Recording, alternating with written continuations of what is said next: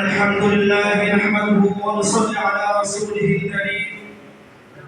أما بعد فأعوذ بالله من الشيطان الرجيم بسم الله الرحمن الرحيم إنك لعلى خلق عظيم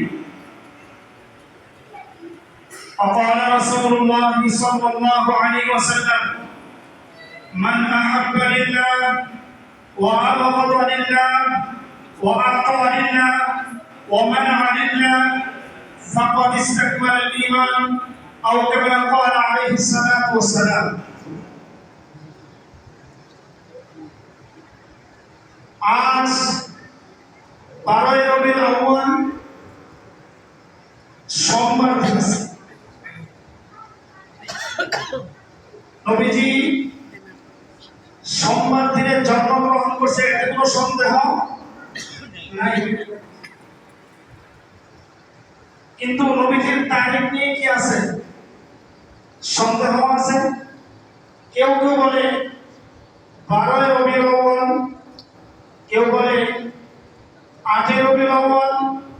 কেউ 10 11 কথা বলছেন জমহুর উলামায়ে কেরাম বলেন যে 8 রবিউল আউয়াল নবীজির জন্ম তারিখ